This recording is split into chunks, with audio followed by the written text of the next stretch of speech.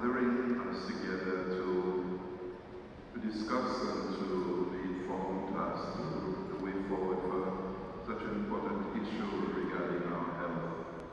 We ask you to bless us, bless our proceedings, bless our presenters, and as we are being educated, that moving forward we will know what the provisions that will be made for us regarding healthcare in our country. We ask you to bless decision makers, particularly government administrators, that they will remember, particularly those who are less fortunate, those who are below the poverty line, those who cannot afford the healthcare, those who die of illnesses that are curable but cannot afford it, and the impact that it has on their own family lives and on our communities. Bless our presenters, and as they articulate where we are moving forward, may it be for your greater honor and glory and for the benefit of our people. Christ our Lord. In the name of the Father, and the Son, and the Holy Spirit.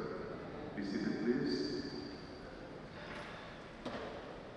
So, I want to welcome those who are here and those who are coming. I'm still seeing people coming, trickling in, having to come from both of the various communities. They may continue to trickle in. And on your behalf, to welcome Dr. Alicia Eugene Ford and Dr. Ned. I kind of suspected you were Dr. Ned. Yeah? Now, are you the Dr. Ned from Leeward, from Antigua? Declan? Oh, you're from the Grenada. Now, is the Dr. Ned in Antigua, Pen Ned? Are you all a family? Well, we must have some relationship. Because it's spelled the same way. Yeah, okay. So welcome to St. Lucia, and welcome to the team who are the members who are here with them. Welcome to those who have come from the different parishes, the various communities. This is going to be replicated in the south on Friday. On Friday, isn't it? In Vieux-Fort? Yeah, so to accommodate those from Mont Repos all the way around the west and the south to Canneries, to Soufrière, Fossé-Jacques.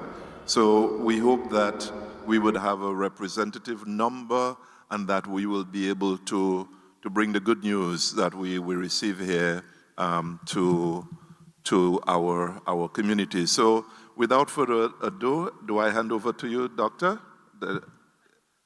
Ford?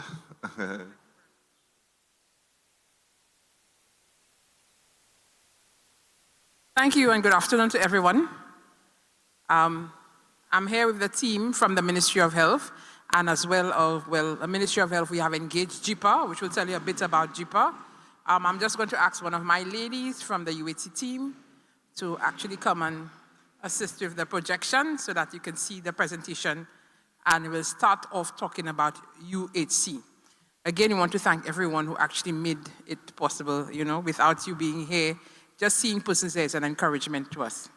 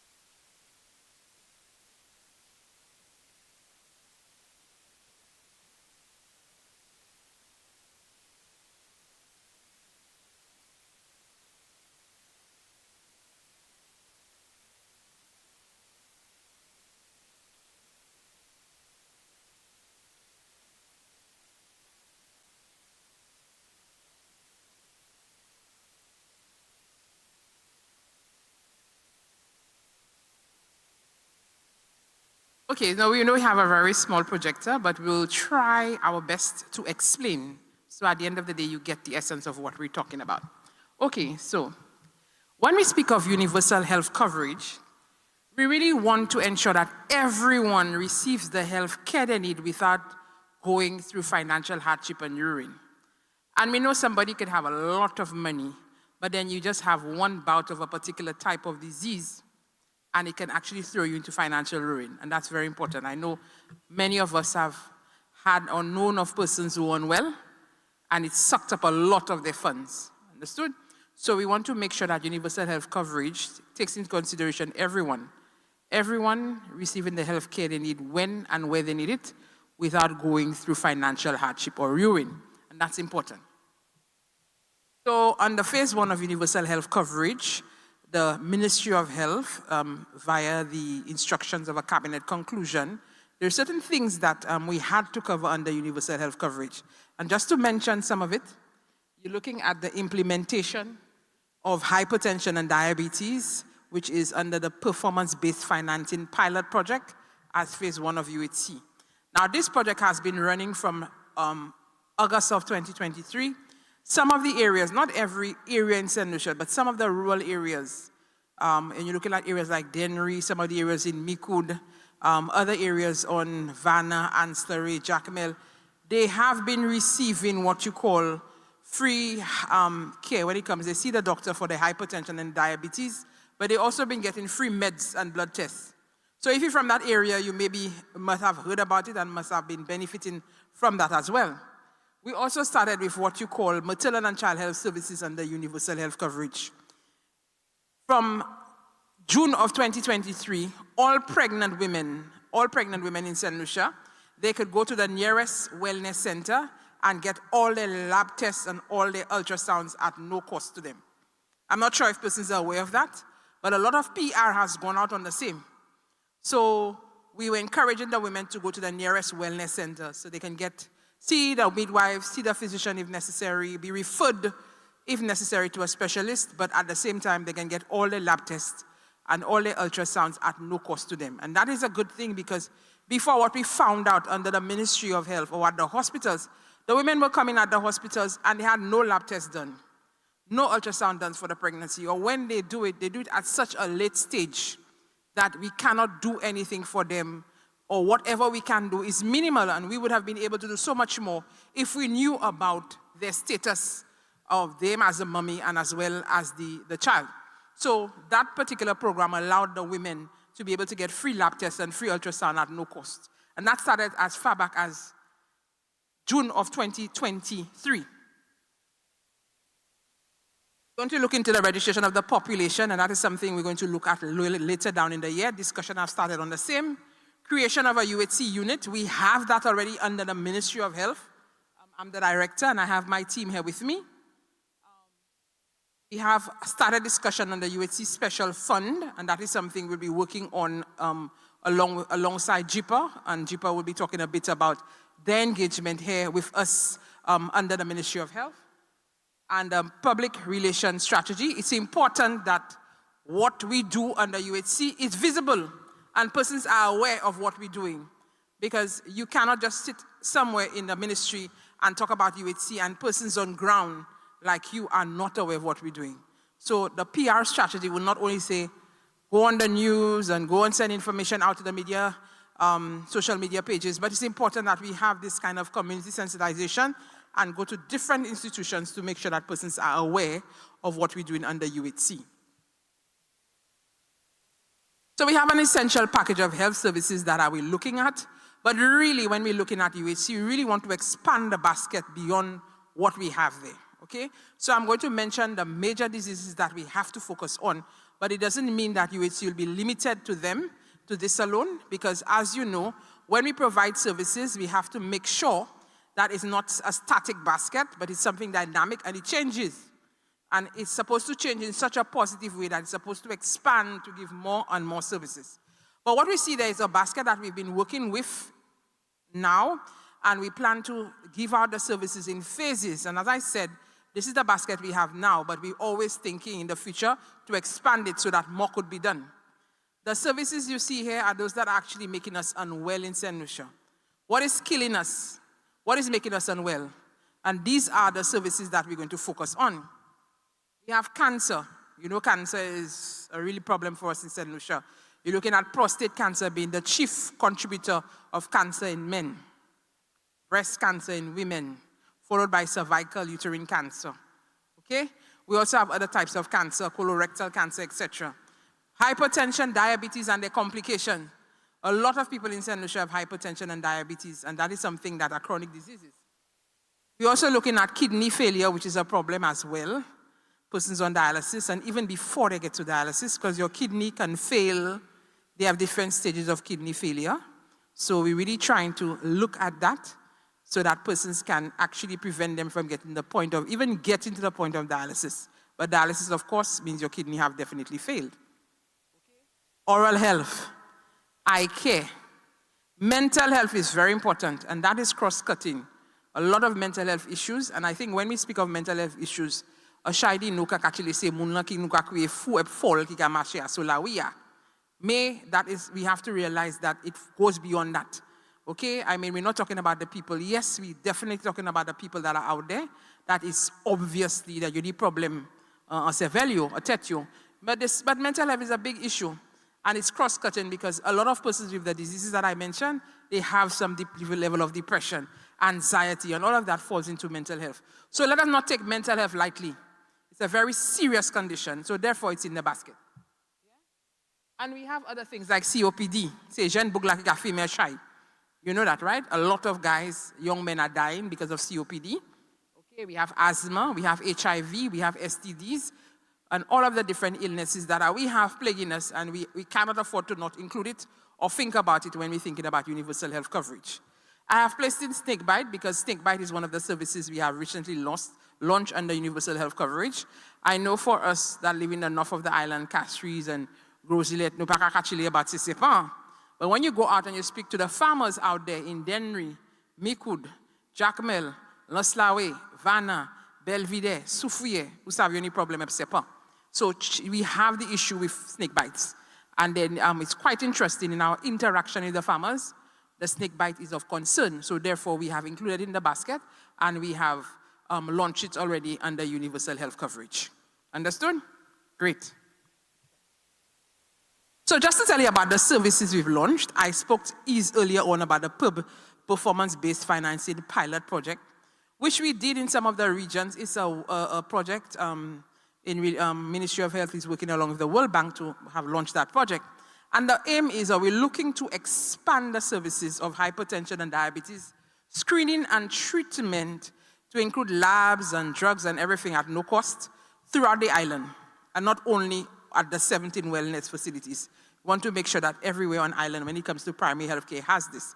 Because we know that if we can actually deal with these diseases early, we'll really assist the issue we're having at the hospital. Okay? UHC takes into consideration promotion, prevention, treatment, rehabilitative care, and palliative care. Okay? Because we very well know that not every single disease we can treat and cure. So there's a need for us to look at palliative care as well. So it goes across the spectrum, and that is important for us. Okay?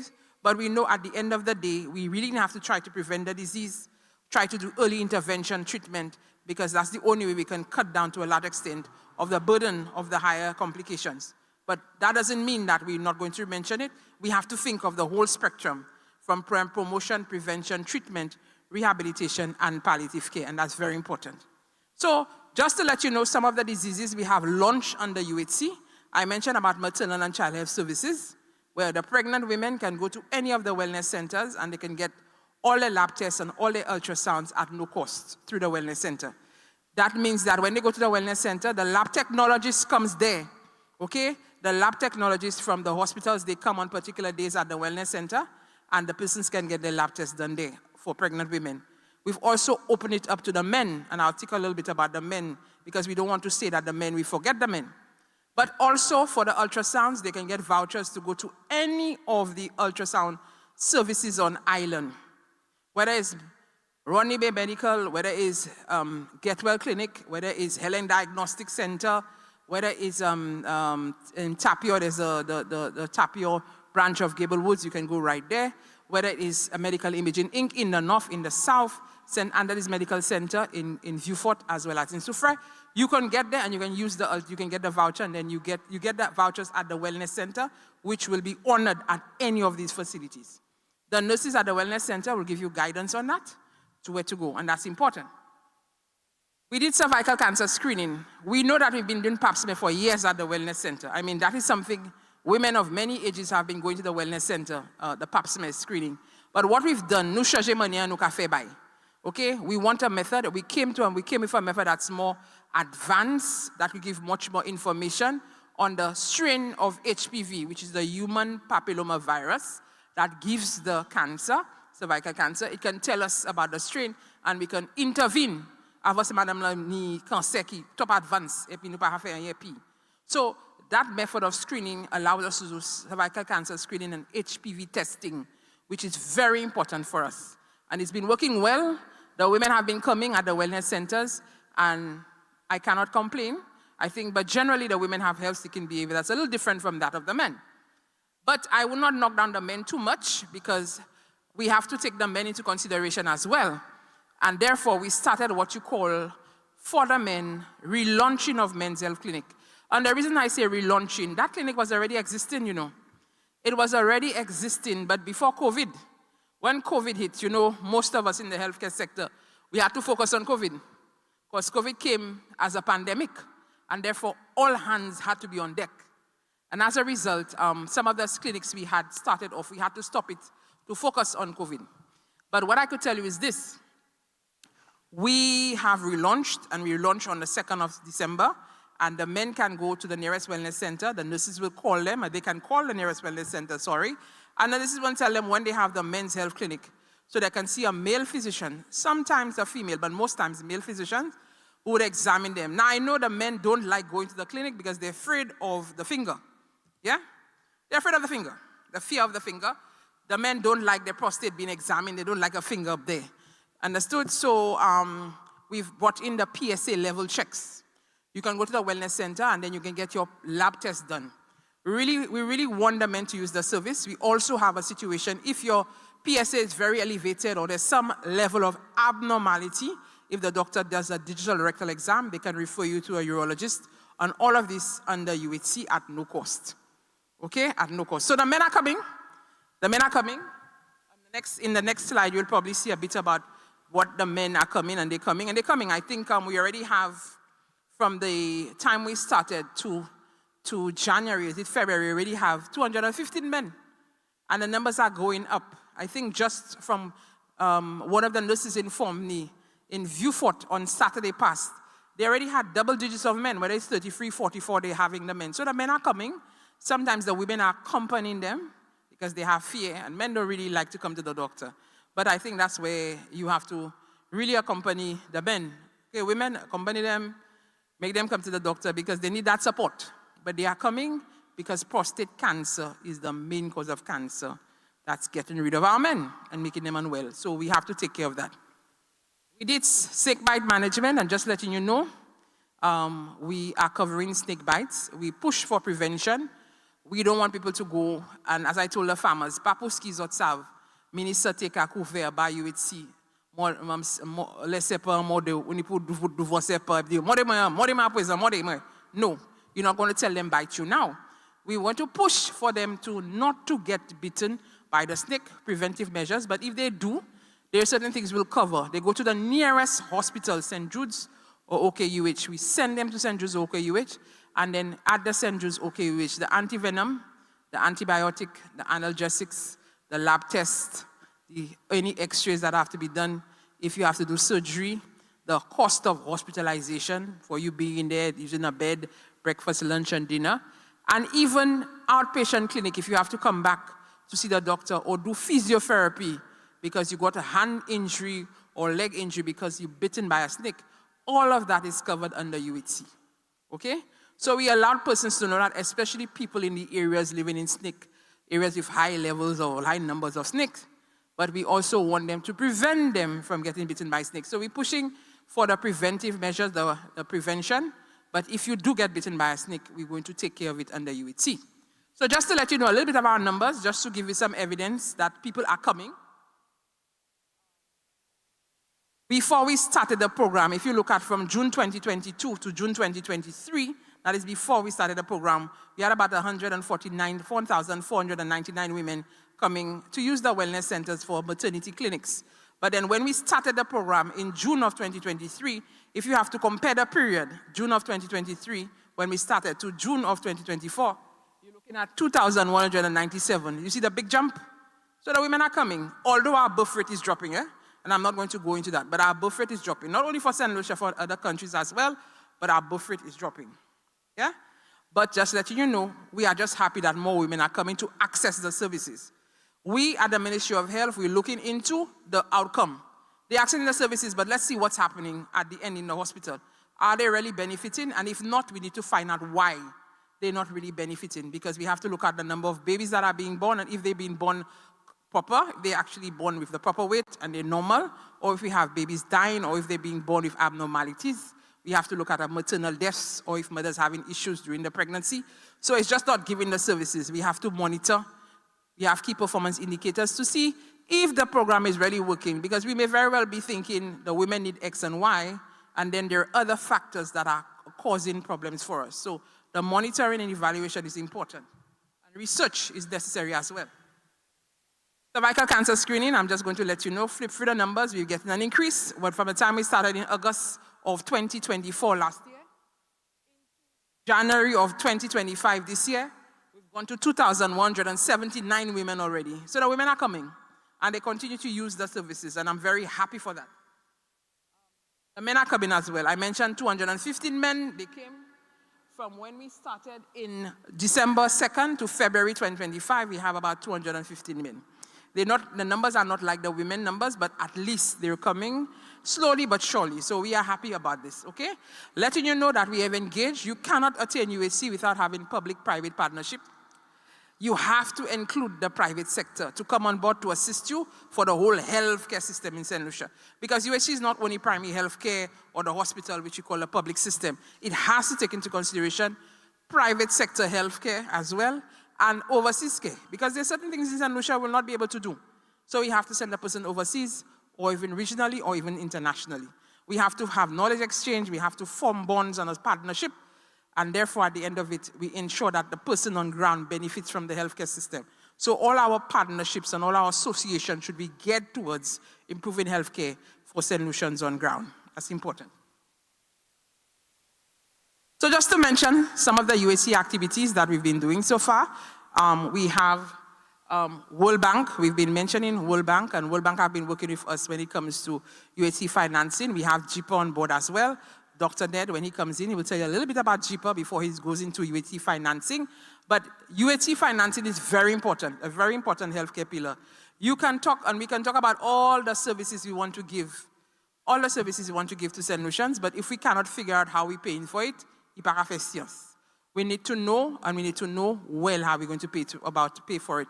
So the discussion today or after me will focus on how are we going to get the money to pay UHC to cover all the diseases I spoke about already, what we've launched and what we plan to launch. Training sessions, that's important. That comes under what we call human resource development, human resource for health. You have to train. We have to make sure we have the training, and not only a training, but development of standard operating procedures across. It cannot be that you go to St. Jude's and you get one type of care, and you go somewhere else, another treatment regime is being used. It has to be standardized, and that is something that we have to work on across the hospitals, and not only hospitals at primary health care. Standardization, standard operating procedures, also key performance indicators. As we launch services under UHC, we have what you call the development of key performance indicators to make sure we monitor and assess what we're launching. We cannot just launch things, epikitela, vaikivai, saki fet fet. No. We have to ensure that we monitor what we're doing. Okay. Service level agreements, I mentioned this. You cannot actually attain UHC without not having a relationship and partnerships where you actually use service level agreements. We've started with this already. And if you actually go and listen to what we're saying and interact and use the services, you realize that there's a cross. You see people from the private sector coming to the different levels of care and vice versa to ensure that the services are delivered. Okay, UHC allows that kind of partnership. We also do a lot of community sensitization, like what we're doing here. It's important that we meet our stakeholders as well as our health partners, so they know about UHC, they know how important they are when it comes to UHC, and even the users like yourself, we would not be able to get a feedback on what we're doing if you don't use the service and give us genuine feedback on what is happening when it comes to UHC. So that is very important. So this is what we're doing. In a nutshell, I just have a few pictures. So you have a few pictures of what our engagements have been over the last few, from 2023 forward, 2022, ending of 2022 forward. Okay, so this is maternal and child health. Some pictures, they say pictures are worth 1,000 words. So you could see, to those who can see, because it's very small. But we have our team members. We also have the primary healthcare people. They engage in ensuring that we give the services, but we get feedback from the users of the services as well. Men's clinic has started. Okay, the men are coming. The men are coming, and I'm happy for that. They're using the services, as I mentioned. As time goes, we anticipate we'll have a larger number of men coming because they understand the need of checking on themselves. Cancer, cervical cancer screening, this program is going very well. The women are coming, and as I mentioned, the services, but we need to monitor what we're doing, and we are monitoring because we anticipate with time we should get a decrease in the number of prostate cancer and cervical cancer with time, because we're trying to prevent that. And snakebite prevention, very, very important. I never thought it would have taken so much traction, but yes, the farmers have been very excited and are very vocal about the snake situation they're going through in their areas. They've been talking about it, and it's a situation where I'm happy that we can provide them with the services under UHC. And of course, health financing, which Dr. Ned will talk about a bit today. We have started the health financing wheel of UHC. It's going very nicely. We've engaged many individuals. We continue to engage more persons as we go, because at the end of it, everybody needs to know about UHC and how UHC will be financed. So that's very important to us. Community sensitization, as you notice, we've been meeting with a lot of different individuals everywhere on the island. And it's important that we meet them where they are, because we understand while we may be bringing some persons into certain conferences and acts and speaking them about UHC, we know there are some individuals, because they are their own persons who are breadwinners and the private sector, they will not be able to come, so we need to meet them where we are. So that is why we make an effort to go in the communities after work to ensure that persons are aware of UHC and everything related to UHC, including UHC financing. I'm not going to focus too much on that right now, but we're going to put it back up at the end so that persons can use their iPhones and zoom down on it and be able to answer a few questions when it comes to UHC, and to follow us on our social media pages so we'll be able to know a bit about UHC. Okay, while we will be working on more ways in which we can push out the PR out there, I'm not going to talk about it too much, but as time goes, we realize we'll have more avenues to make UHC more visible. So you could know and keep UHC in the forefront and keep abreast with what we're doing, okay? And with that, I say thank you very much. Save your questions for the end of the presentation. I'm going to ask Dr. Ned to come in right now. Just let you know, Dr. Kester Ned, the CEO of JIPA, he will tell you what JIPA stands for as well, but he was engaged or contracted by the Ministry of Health to work alongside the UHC project unit to push the UHC agenda forward, especially when it comes to UHC financing and other things. So you've been with me from October of last year. His team working with us excellently, pushing, and I think it's great to have him on board. And I'm happy that he's here today so he can speak a bit more about UHC financing, which is what I really want to ensure that persons understand, not only about UHC in general, but how we finance it. So you can keep your questions pertaining to my presentation, and then after Dr. Ned does his, then we'll come together, and any questions, concerns, queries, suggestions, we'll be able to facilitate. Thank you very much.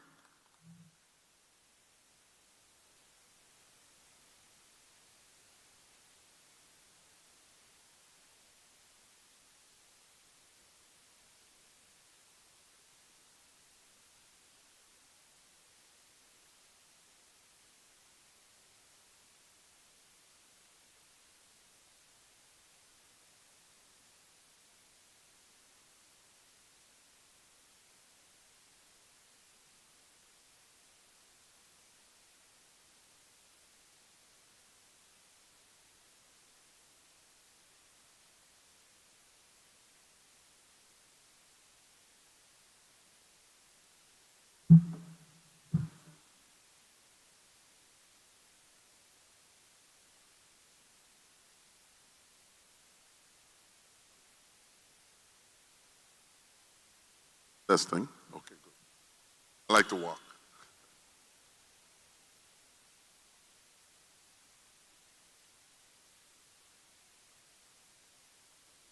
Good afternoon, ladies and gentlemen, brothers and sisters. I want to start by invoking a comment from a famous biblical character. And it goes like this: Beloved, I wish above all things that thou mayest prosper and be in good health, even as thy soul prospereth. Okay, I'm not preaching a sermon now. But I thought this text of scripture was or is important to the occasion. Another famous person said, the wealth of a nation is determined by the health of its people. So two famous characters have put major emphasis on our own health. And as we all sit here, like Dr. Eugene mentioned, any one of us at any moment in time could succumb to the effects of a poor health condition. Any one of us sitting in this room today. So I want to first start by talking about what do we value? What's important? And thinking about this, when you drive around St. Lucia and you look on the hills, you see these beautiful homes. You drive on the street, I don't see any old cars in St. Lucia. No old cars. Okay? And the folks from the cloth know about when we pass, we think about making sure we don't leave a tragedy for our relatives. So what do? We buy burial insurance. So if we buy burial insurance, if we buy car insurance, and if we have homeowners insurance, what happens to our health? What do we value the most? And I'll tell you, when someone in a family prematurely experience a bad health outcomes, it affects generations in terms of kids not having a father or mother to train them and grow them up, an executive that's running a company where lots of people depend on, a minister, a father that might experience a health challenge and can't perform their duties. All of those situations, when unplanned for, have a significantly negative impact on our social organization. And so it is very, very important that we as humans, as we occupy the time and space, limited as it may be, that we pay attention to this important subject. And I first want to congratulate you for taking the time out of your schedule to come and listen to this presentation, because this is among the most important issue in our society today. They want you to use the mic. This one is connecting to the feed. Oh, okay. So, it is critically important that we attend to this very important subject. I applaud the people of St. Lucia, the government of St. Lucia, the Ministry of Health in taking on this major initiative. We have had the experience of working in many Caribbean islands in trying to bring forth this issue of universal health care and coverage for Caribbean people. And the Lord knows how challenging it is to move this to a conclusion. But the fact that the people of St. Lucia are taking an active interest as a stakeholder in this matter, we feel confident that this issue will become a reality for St. Lucians in the near future. So first, the concept of universal health care, I know Dr. Eugene already covered some of that in her presentation, but it involves how we raise, the country raises capital and manage the dollars that's raised to address the healthcare needs of the nation. So we look at this issue as a nation-building issue. It's not just about us, but the future generations that come after us. We want to have a system that's sustainable, not something that comes today and is gone tomorrow. So it requires a cross-section of the community participating and sharing in this experience because we are growing together. Next. So this slide, as you see, the top line talks about, has all of the different persons that require health care. Those with insurance, those without insurance, those with pre-existing condition, those who are retired and no longer have health care coverage because they're at the highest risk. The next line looks at the entities that pay for health care, from the government to the insurance companies, to people that come and visit and pay for it, to the NIC, and to other ways that healthcare is paid for. And the last line looks at all of the entities that actually provide healthcare, the doctors, the nurses, the hospitals, and so forth. Now, what we did in this slide is to define the relationships between those three groups: the patients, the providers, and the payers. Okay? Now, if you look carefully, you see lots of dotted red lines going all over the place. This is what you have in St. Lucia today. This is your healthcare system. So what does that mean to have all these dotted lines in relationship going? It means inefficiency. It means a dissatisfied customer base. It means costs that we can't control. It means wait times. It means a lot. So the question is, how do we modify and change that relationship that the patients have with the people who pay, or the entities that pay, and the entities that provide health care? A major function of UHC is to simplify this so everybody could have access. Healthcare could be affordable. Okay, next. Now, this is a current roadmap of, let's suppose, someone that doesn't have health insurance and they get sick and they require health care. This is the roadmap.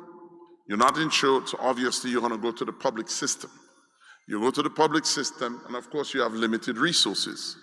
I observe in the prayer for those who are less fortunate and that are in need of health care and can't get access to it. So this individual that we just prayed for could get health care in the public system, but as we know, the public system does not provide all of the services that that person might require. So what they have to do? Seek the same service from a private healthcare provider, in which case you have to pay. Okay, and if you can't afford it, or you can't afford to go to Martinique or Colombia or the USA, what happens? Okay, now, the challenge is the out-of-pocket expenses in St. Lucia. On every dollar that you, St. Lucians, spend of health care, 37 cents of that comes from your pocket. That's way higher than countries, developed countries around the world. In places like Canada, you're lucky if you spend 5 cents on a dollar. Okay, here you spend 37 cents on every dollar. So imagine you have a medical condition, and by the way, healthcare is very expensive. If you spend $100,000 on a cancer that you might have to get rid of that cancer and to find treatment and so forth, okay, you have to come up with $37,000. That means you have to sell your house. Some cases, some people could afford to, but most people have to depend on relatives abroad or go do a cookout, or talk to their neighbors and raise funds. This is what you see happening in a society today. So why should we, as a sophisticated society as St. Lucia, with all of the assets that we have, not be able to have a system that allows us to pay for this? Okay, to think that when you retire, after you put all your years of service, and you turn 60, 65, you lose your insurance benefit and all the savings that you've put in, you save, now you have to use those dollars to cater to that healthcare need. Clearly, this is not what we want. Now, you can't see that too well. The line below in blue, what it says there, one of the challenges that that person that went to the public system and got some health care that he didn't have to pay for, and now have to go to the private health care, there is not a way to carry that information from the private health care to the public health care. And what that means, that same test that was done in the public system, without that information being transferred to the private system where that person has to pay, that information is not carried. So what we've done, we just duplicated the test or duplicated the medication, maybe with a different name, and that is one of the reasons why cost goes up so high, because we don't have the technology to carry the information, be it electronically. And you as a consumer now have to report to the doctor what tests you had and what happened. And of course, you're not trained as a nurse or a doctor, so you don't have that knowledge to explain it. So now you have a duplicated test. So you're paying for the same thing twice. Okay, and everyone knows how hard it is sometimes to get to a doctor, a nurse, or somebody in healthcare, given the fact that they're always busy. Next. So clearly, part of what we have to do in designing and developing a financing system of healthcare is a way to track the information, to keep track of things like costs, the medical condition that someone would have, and being able to look at healthcare as what we call a population health. So not just one individual, but look at how many people in the society has high blood pressure, and what type of medications would all of the persons in the country require depending on other, what we call comorbidities. So if you have high blood pressure and diabetes, we may use a different medication than if you have diabetes alone or high blood pressure alone. So clearly, these are some of the factors that we have to be able to track and to determine how much of a service we need and what it'll cost, in order to avoid all of those lines that you saw in my first slide. So if you're private and you have to go to a private facility and you have insurance, obviously you still have the issue of going out, going to see the doctor, going to the hospital, and having to pay up front, right? How many people know about that? You pay the doctor up front, and then you depend on a reimbursement maybe months later from the insurance company. And guess what? You may not get what you expected coming back to you. That's where the 37 cents on every dollar comes in, where you get paid the less. So how about a system where you don't have that responsibility, so you could freely go see the doctor? Imagine you have to think, I have to buy school books for my kids. So rather than buying my high blood pressure medication or going to see the doctor, I'm going to take care of my kids first.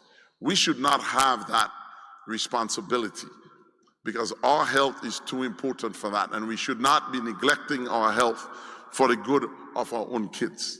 And those are the issues in our society that we must address to deal with these non-communicable and communicable diseases that we face in our society. And let's say this, we in this region, the effects of climate, all of the things that we subjected to, hurricanes and so forth, mosquito bites, you don't realize the impact something as simple as a mosquito bite could have on your health. All of the infections that we deal with, the hypertension, the diabetes, the cancer, we are disproportionately represented in that group of disorders. So clearly we need to do something about it. So, next, yeah. So where we are now as a society is in coming up with some methodologies necessary to take us to a place where we have resolution to these healthcare challenges. And yes, healthcare financing is important, but reorganization and transformation goes hand in hand with this issue. So it's not just collecting money. Sometimes you have money, but if you don't have prudent ways to distribute it and spend it, prudent ways to evaluate the value of that money that you use, oftentimes it's misguided. So part of the responsibility that we have in creating UHC is to create an infrastructure that allows for the efficient delivery of healthcare service, payment of healthcare service, and the treatment of patients so they feel that they are well served. So here is what a patient journey would look like under a UHC.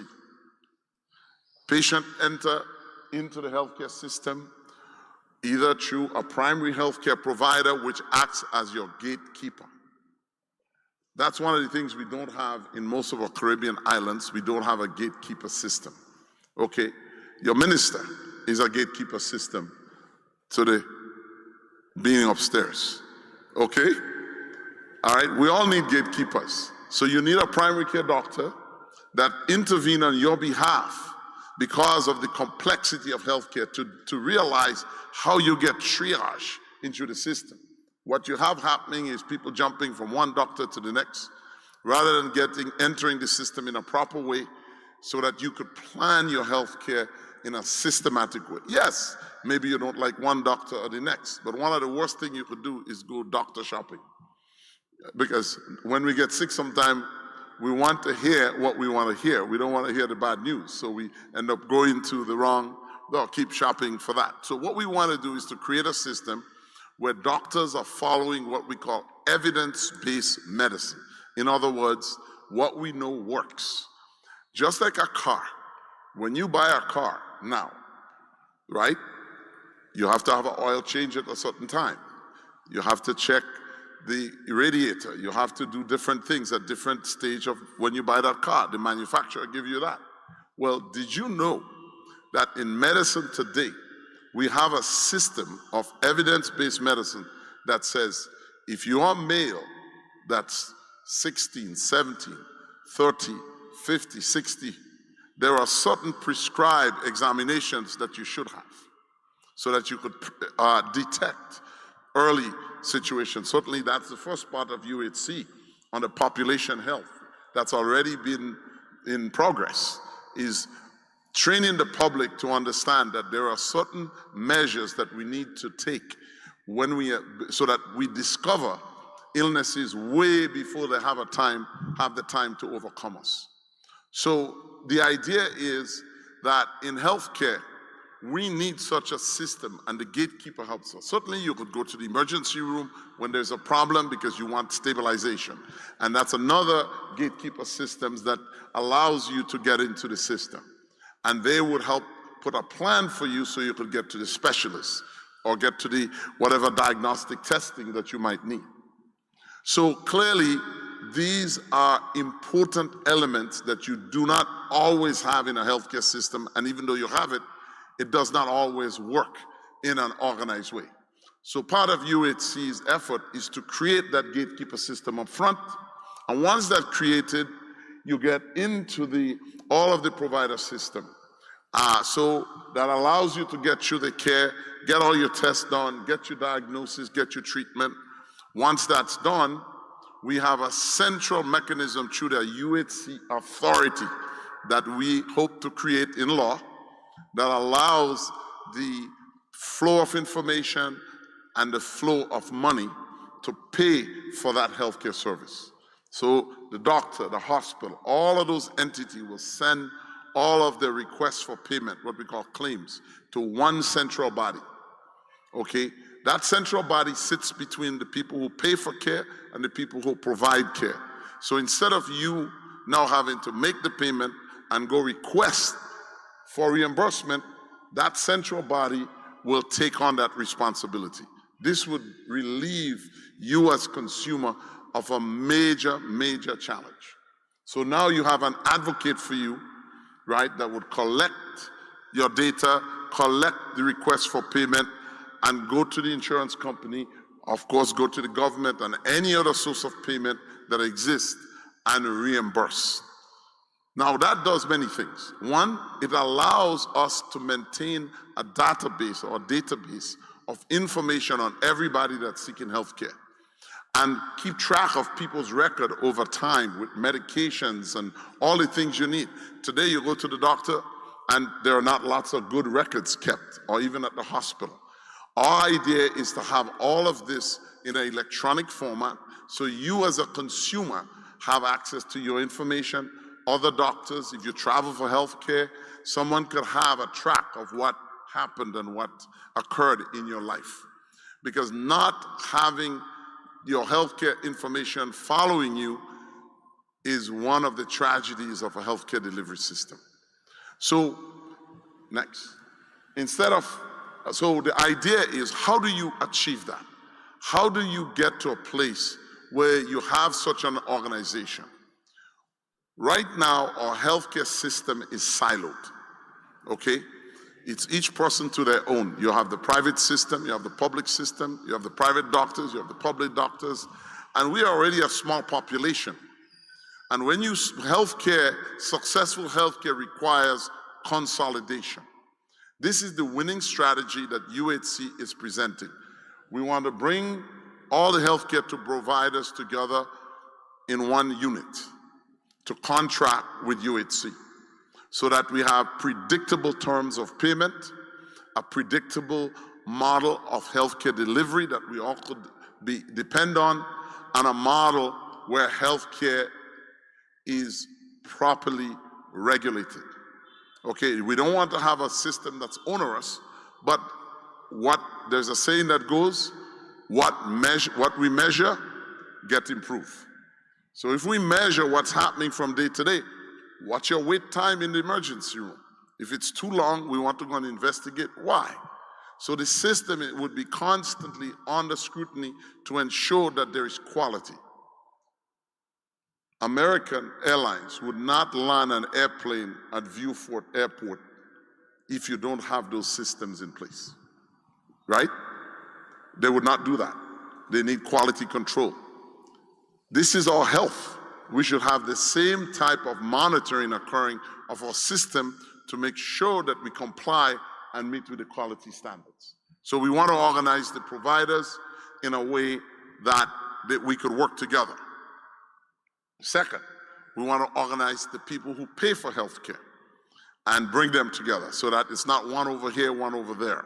And I'll talk about the financing model in a second. And the third point is we want to treat you like a population. So we don't break you up by saying retired people that don't have insurance, people with pre-existing condition that aren't covered or wouldn't get insurance. We want to, what we say, from the womb to the tomb, right? If UHC, the whole idea of covering people is to make sure that we cover the diseases that people have. Currently, most insurances cover healthy people. When you get sick, insurance don't want to cover you, okay? That's the nature of insurance. So we have to have a system that really takes care of people in their time of need. And this is one of the most critical parts of putting such a system together. It's not simple as it looks. It has a lot of complexity in putting the finance together to make sure it's sustainable. Next. So, what we hope to improve on this is, one, coverage of everyone from the cradle to the grave, from the womb to the tomb. That's what we want to achieve. We achieve this is a major accomplishment. We want to make sure that healthcare affordable healthcare is accessible. That means it does not put you in poverty when you get sick. The next would be UHC makes the payment rather than you as the individual, okay, through the various financing mechanisms. We also want to retain our healthcare workers. We have a major brain drain in the Caribbean right now of healthcare workers. We train Lots of doctors here in the Caribbean. We have medical schools all over the place. Well, if we have all these medical schools, why don't we have more doctors? Why don't we have more specialists? There is something upside down about that system. And the idea is, part of the reasons, it lies at the fact that we don't have proper ways of financing healthcare, of organizing healthcare providers in a way that they stay in the country. So that's part of the transformation that's required to make healthcare sustainable. Next. So how will we pay for all of this? What we've done is consolidate all of the monies that we've done a diligent search of all the pockets of dollars that are available in the country today. And I'll say this, there is likely enough money in the system to be able to afford health care for everyone. What we have to do is to identify, organize it, and bargain with all of the participants to pool those resources together. So this is an example. Of course, we have the budget from the Ministry of Health, 191 million, about 60% of that is direct health care. Of course, grants, gifts that people give, out-of-pocket expense, now you're paying 37 cents on every dollar. If we could spread a little bit of that through the whole country and everybody pay a tiny bit, guess what? That 37 cents would become 3 cents or 5 cents. But we have to be creative about the way we do this. Tourists, you see all the cruise ships that come here?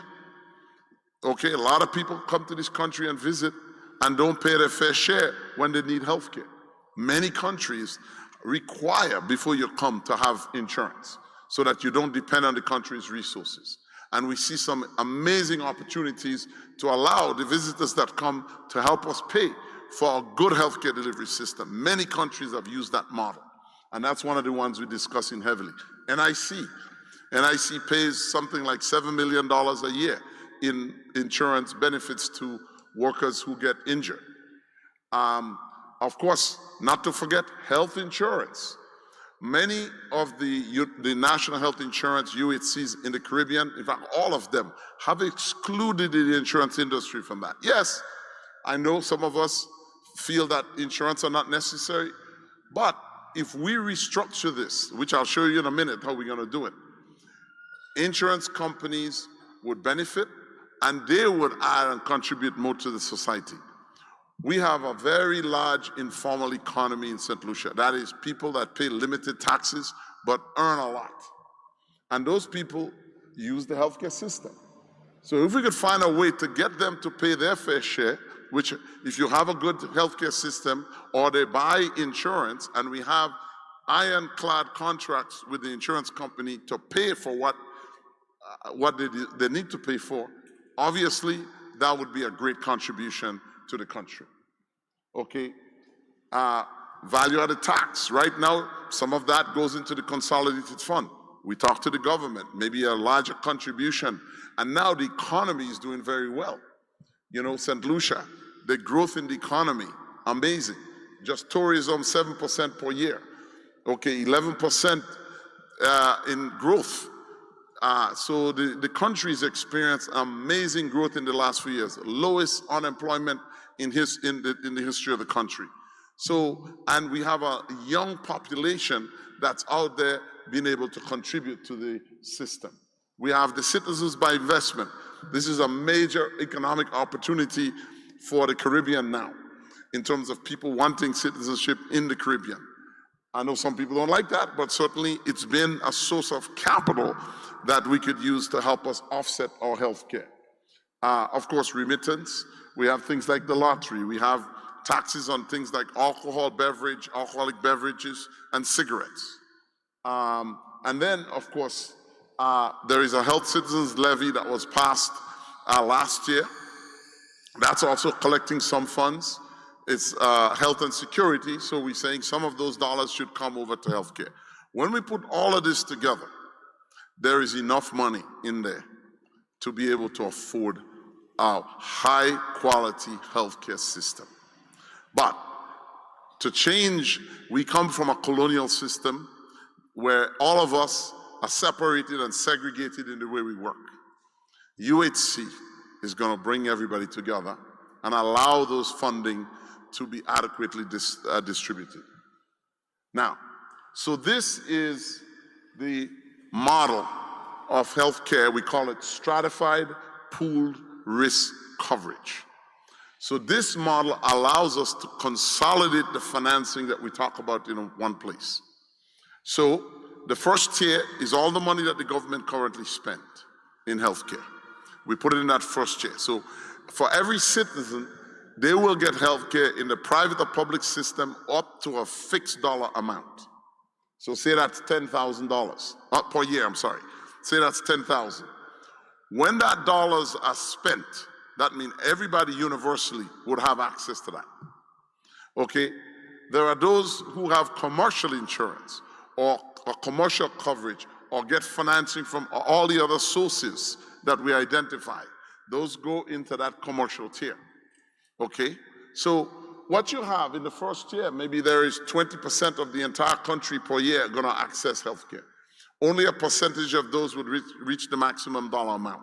So we feel that the money that the government is putting out there is sufficient, and maybe a little bit more, to meet the needs of the first tier, which includes all the primary care, all the primary healthcare centers, all of those, and some secondary care. Secondary care means more than primary healthcare. Maybe some of the diagnosis could be covered under that. But rather than having you go to Sagicor or you go to Guardian yourself, UHC will go to them and say, you have insurance, this is what you have to pay based on what's happened here. Now, what's good for the insurance company, they're not participating in the first tier, which is the tier that costs them the most grief, because they have a lot of administrative costs. You have to bring claims in, they have a whole staff of people to handle that. You now eliminate that from them. So obviously what we hope is that because of the administrative costs being reduced and them not having to pay for that layer, the premiums would come down and more people in the society would be able to afford insurance. Why is that important? Those people in the informal sector that don't pay taxes, or a lot of taxes, and don't pay for health insurance, we want to bring them out and get them to participate. Because if they start contributing, guess what? Right now, only 12.2% of the people in St. Lucia have commercial insurance to pay for healthcare. Most countries is 80. Colombia, their wages average is $700 per person per month, or per working person. Here, we're $1,500 to $1,700 per month. So we have a higher per capita income than they do. Why do they have 98% of their population having coverage and you only have 12.2? Why does Martinique, right next door to you, have all of their citizens covered, right? And they have the exact same system that we are presenting, not in every way, but they have the system where the government participates on the first level, insurance company comes and do it. So if they're doing it and they're successful, why shouldn't we? Now the third layer is what we call the reinsurance layer, where the government comes back and participate and other entities will participate in potentially providing a reinsurance to cover things like catastrophic care. So you have to go overseas for something that costs a lot of money. You want to make sure that we have a safety net to cover those areas. Next. So obviously, at the end of the day, these systems affords you coverage for pre-existing condition. It allows you to be covered even though you above 60, 65, or you're retired. And this is very important. We see professional people that spend their whole time working in a company or working for the government or working for the church and all of those things. And then they get to an age where they're uninsurable. That's not fair to our seniors that have contributed to the society. And we need to get good coverage. So clearly, we have a timeline for this. We hope to go live with this in the first quarter of next year. There's a lot of work to be done. Right now, we have produced a policy document. We are working on the legislation. We're also working on the concepts of how we register people, how we organize the healthcare delivery system, how we introduce the technology, information technology necessary to track all of what's going on. So there's a lot of work being done. And of course, we have chosen what we call a stakeholder approach. That's why you here today listening to this presentation, because we want your participation. Very important that you are part of this solution. And there are lots of recommendations. One of the important things about shareholders or stakeholder participation is that all of us have a different experience with the healthcare system. If you're an insurance company, you have to worry about keeping your organization profitable so the regulators don't shut you down, right? And of course, you have your investors to deal with. But if you're a consumer, you want to make sure you keep as much dollars as you can. And the doctors have the same issue. They want to get paid on the hospital for what services are rendered. So you have competing agendas in this way. UHC is a way so that to bring all the stakeholders together to make the whole system fair and to make it sustainable. So, in conclusion, this is our roadmap. We have a roadmap, and we are tracking this on a regular basis. As consumers, all right, you have a responsibility to help move this forward with our legislators, with the insurance company, with your banks, with your credit union movement, all of the institutions you participate in. We need them on board. All right, the churches play a critical role, not just in spreading the message, but imagine as a priest, you have to go out and see individuals knowing that they have a disease that could be treated, and that there are no resources to be able to do this. In fact, the ministers of government tell me this all the time. When they go out, what do people ask for? Money for health care, access to doctors, access to tests. So these are, when you're in a service community, these are the most common reasons people ask for help. So we need your support first in spreading the word. We're about to come up with a website, and we want you all to go on our website, to go on our social media, comment, ask questions, like. This is very important because we have to have a way of spreading the word. And where else is better to start with spreading the word than the churches? Okay? So, of course, from the pulpit, we want you all to say a word on our behalf. We want prayers, but we also want a little push. This is very important to get that message out. So I thank you, and I'm going to ask Doc to come forward, and I'm pretty sure that you have questions. Appreciate your time.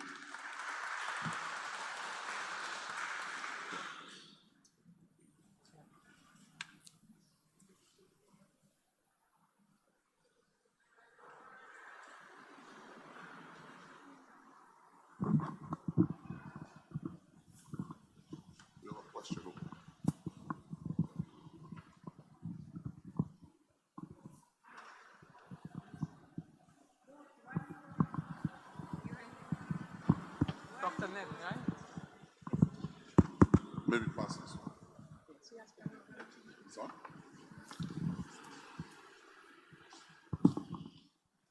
While you were presenting, what my concern was, how do you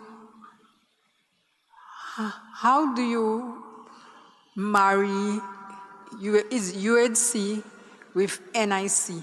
What role does the NIC play in that regard? All right, that's a great question, first of all. So one of the institutions in this country that stood the test of time is NIC. Now, NIC collects money for retirement, and they provide health benefits for workers who are injured. So first, one of the benefits of NIC is that they have an organized system that we could follow. They have a path. And we are certainly, depending on their advice and their structure, to help us organize the setup of the administrative end of the UHC. So we're using their resources in that regard. 2, now the difference between the financing in NIC and UHC is when you put money into NIC, that money goes into a bank, it's invested, and you grow the fund, so when you retire, there is money left. In UHC, the money is collected and paid out immediately. So 2 different financing models. So UHC doesn't keep a piggy bank of money. All right, it's almost like an insurance company in a way, but the funds go towards paying for healthcare. And the way we structured UHC is that it pulls the money from the sources of payment and makes the payment based on established rules called benefits. Okay? Now, in the first instance, we did not set it up to be an institution to hold money. The responsibility is to administer and to make sure that a quality health care with value is paid for. So other than not just paying for health care, it has a responsibility in fostering good health care. So UHC they will have the right to say, well, these are the rules of engagement for us to pay you. And we need good health care for that to happen. They could set quality standards. And that's very important in developing and implementing a sustainable healthcare system so that you don't have wastage. And a lot of waste occurs in healthcare, like you can see from that diagram that I showed you with all the lines. It allows you that organization brings efficiency. So it means you have to have a board of qualified people that understand healthcare, understand payments, understand quality, understand health education, research. All of those needs to be in a board of qualified people to help manage that organization, including IT. Hope that answered your question. Sure. Any other questions?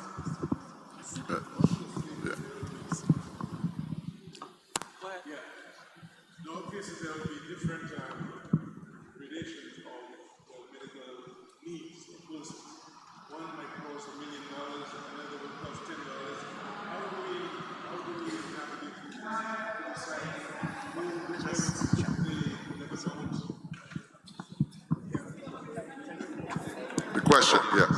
Oh my God. No, I said that in the scheme of things, depending on the various diseases that a person has, one would merit $1 million to get them well, another $10 or something. How do we navigate through, or how do we create a fair system where everyone is cared for in such a situation? Great question. So think about this. If you have an insurance company that has 10,000 persons paying premiums, okay? And you have an insurance company with 1 million people paying premiums, okay?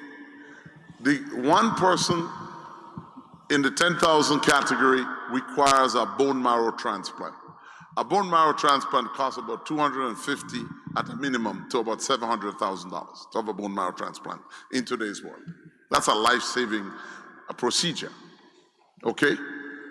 Now, the group that has only 10,000 people aren't paying enough premiums on a monthly or yearly basis to afford that one individual to have a bone marrow transplant. Like we say in the Caribbean, they're gonna bust, meaning that they're not gonna be able to pay for the transplant. If they pay for the transplant, they don't have enough premiums for the rest of the people to get health care. But guess what?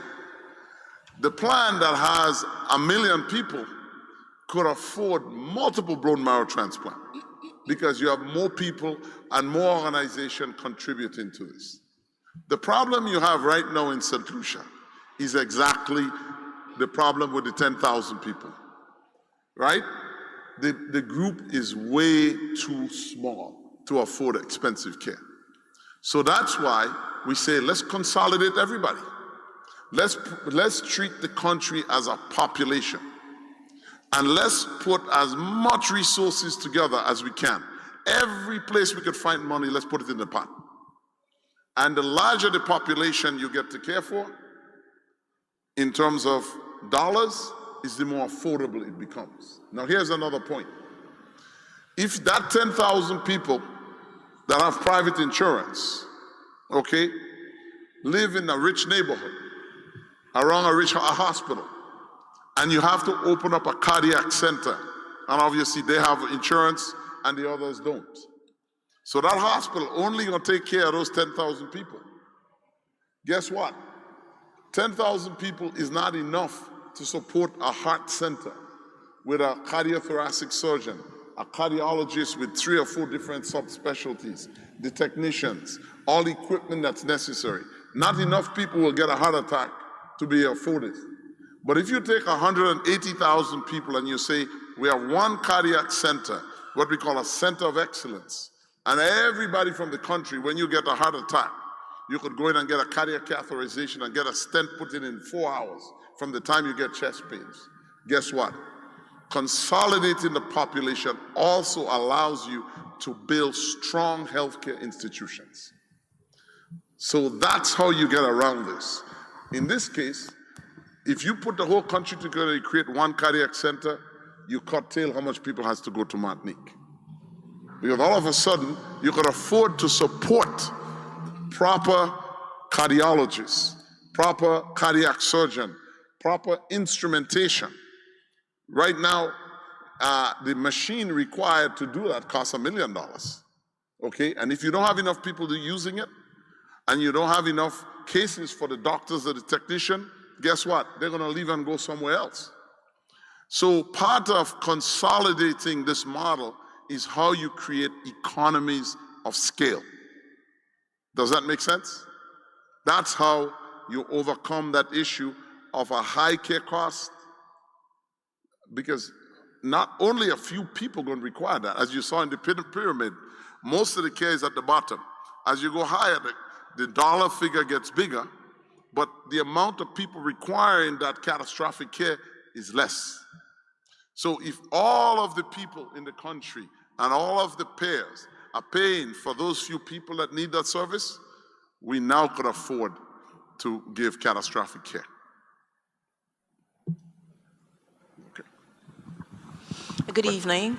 Will a health card be given to everyone, or do we just walk into the different health facilities and will be accommodated? Yeah. I'll ask Doctor to answer that. Yeah. Okay, thank you for your question. So we're looking at, we started having our discussions on registration for universal health coverage. And the discussions have been around whether we issue a health card. I always say I like my cards. That's my own personal take. When I open my wallet by Massey, people think I have money because I have cards in there, even though it's empty. Yeah?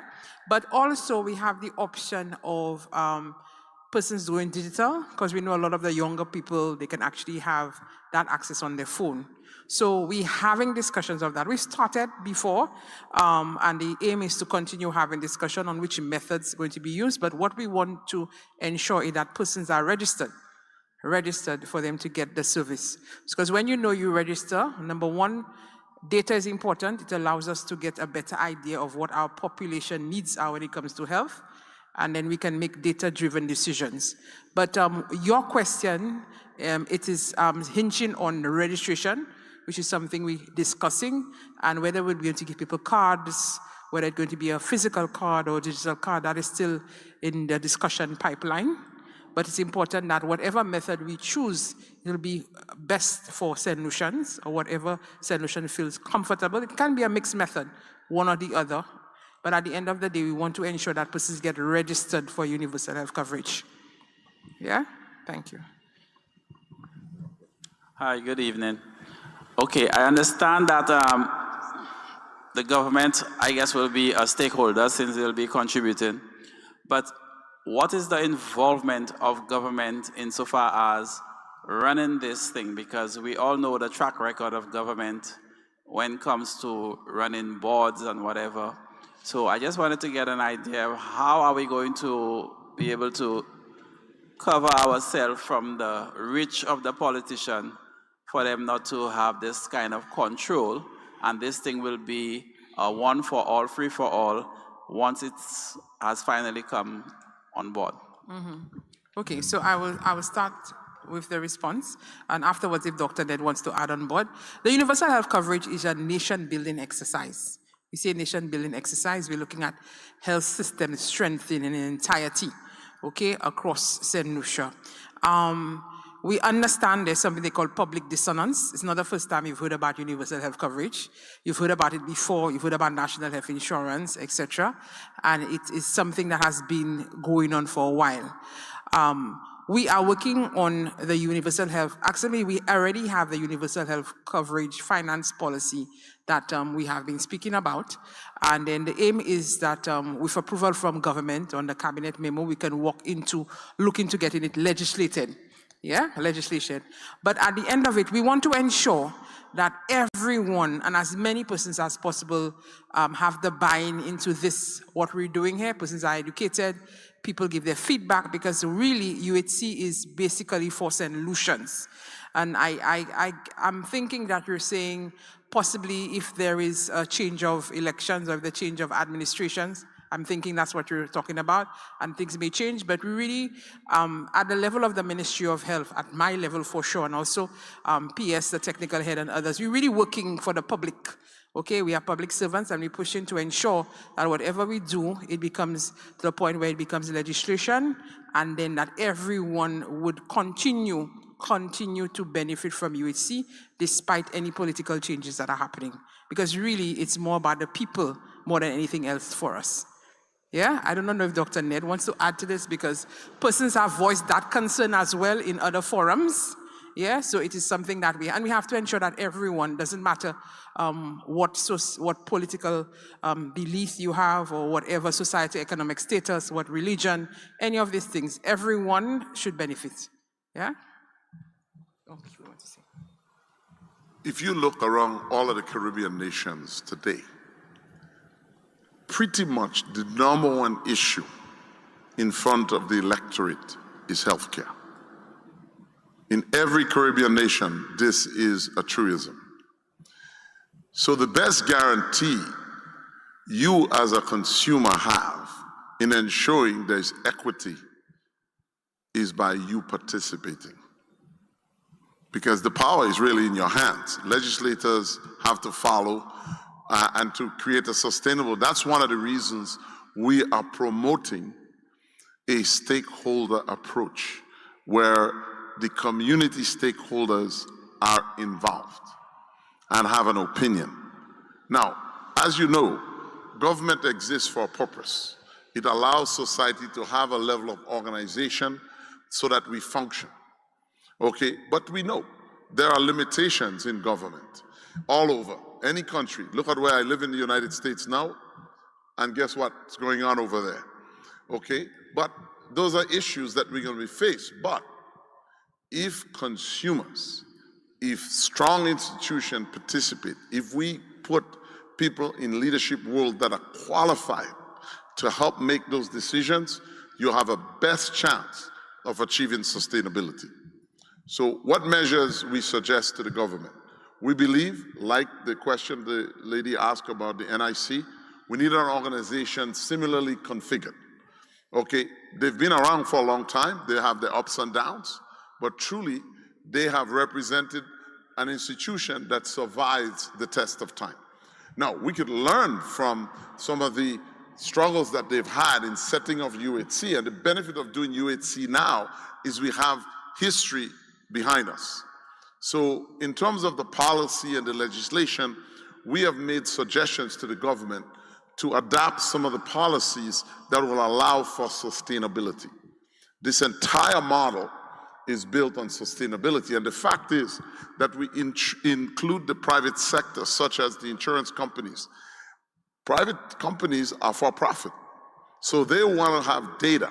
They want to have real working situations, and for them to partner with government, you have to set up rules of engagement that allow for the system to work and sustainable, make it sustainable. So there's a benefit to bring them in, right? So the point is that if you include all of the stakeholders, you basically tie everybody's feet to the fire, okay? And certainly, influence by the public drives the policy. So what we don't want to do is to keep our hands tied behind our back. We want to speak up. We want to see participation. This is your best chance of creating a sustainable healthcare delivery system. Great question, by the way. Hi, good evening.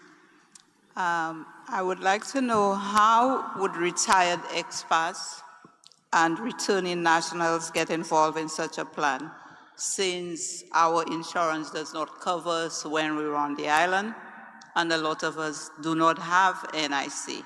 Some of us have it, but we left so long ago, it's just like they give us a small amount and that's it. So since we are not members of NIC, so to speak, I'd like to know what happened. How do expats and returning nationals get involved in such a plan? Thank you. Boy, you guys have some great questions. So in our model, well, first of all, I'll be an expat because I live in the United States. I have a home in Grenada, and I'm in the Caribbean all the time. So for those expats that come for short periods of time, we really encourage them to buy travel or international insurance. This is important because they come, they stay a short time, and they go back. And it's so inexpensive. All right? Yes. So I'm going by the sections. So that's one group, and there's a significant amount of us out there. And there are those who literally could afford to buy an insurance policy. Okay, so we want them to participate, because if you have enough resources that you saved up, okay, obviously you sent money home all during the years to support family and friends, you made a contribution. But at the same time, what we want, if you could afford to buy an insurance policy, and the rates can be much lower than what you would pay in the US, even what you pay for deductible, right? We want you to buy a health insurance if you're in a position to afford it. Obviously, if you can't, then the model has the government funding that will cover you in tier 2, okay? But most people that live abroad have a retirement benefit, or they have resources they've saved up. So we want you to come and contribute. And we don't only want you to contribute money. Guess what? A lot of retired nurses, doctors, administrators, a lot of talent. I mean, when you visit and you talk to some of the people and all of the positions that they hold, director of hospital, president of the Nurses Association, you'll be shocked the kind of people that sit in our audience with experience that we don't use. So those people could serve on boards, they could participate. So it's not just about the healthcare. Now, here's another great benefit. One of the things we're setting up here is the ability to access care internationally. So if there is a service that you require, and we need to help you get back to the United States where you have Medicare, or you have an insurance policy there, we wanted to do that so you don't have to necessarily use all the resources here, because you have an advantage of something you paid for. It's a 3-hour flight to Miami. In some cases, yes. If it becomes something where it's highly costly, we would rather not put that expense. Let's give it back to Uncle Sam, because you already paid for that. But it doesn't mean that if you want to get your health care that you won't. But the fact is, like I said, we want to consolidate all the revenue opportunities to be able to make health care affordable. So we want to use every possible. If you come here as a foreigner and you visit, we want you to have some kind of insurance if you get sick. If you are a worker that come in from outside, we want the government to require those people to have some form of insurance, so if they get sick. So the point is that every one of us, whatever we do, we want to think country first. And we want to help make this system better. We want to make a contribution in any way we can. So it's a form of nationalism that we want to create in everyone in that regard.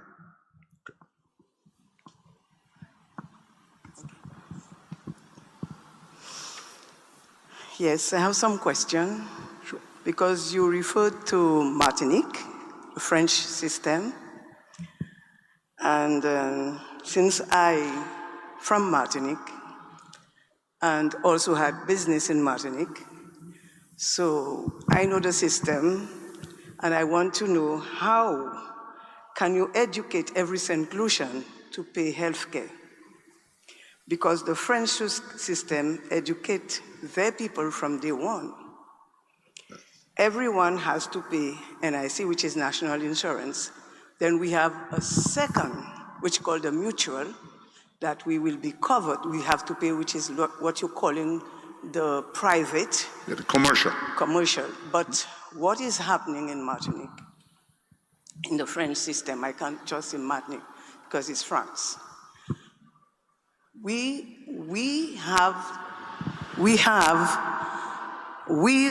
business people have to collect money, national insurance, and the employee also has to pay another fees. But the people that are working individual, the government are also making sure that they pay national insurance. There is nobody working in Martinique, whether you're working on the side of the road with a tray or with anything, are not going to pay. Everybody pays. Yeah. That is what making all the contribution that you are talking about.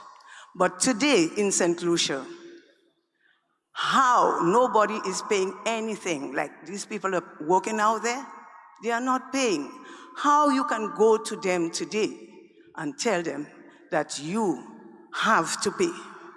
Because right now in St. Lucia, I'm also a business person in St. Lucia, only the people that are working paying NIC. So that is why we have this small percentage in St. Lucia paying this.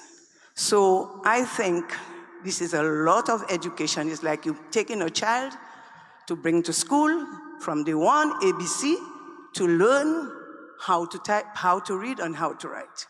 So there's a lot of work the government will have to do to educate these people by the side of the road to pay insurance. And I believe, I know that if you have to start to go to them and tell them they have to pay, they will start taking their cutlasses. Yes, because they are not educated for this. This thing has to start from day one. So many people will not contribute to this type of things. Only the people that are working for a company, and the company is taking out this money from them. And it's not only insurance. The government is taking a part from your health, for retirement, also for when you lose work. If you're not working today or tomorrow, you're still covered for 70%. Government is paying, not government, the insurance, because of the money that they are collecting, they are paying, national insurance is paying 70, and the other one they call mutual is going to pay 30%. So as nice as you see it's looking in the French country, you have to pay. Yes. I think this is an excellent summary of what's happening in St. Lucia. I'm going to recruit you.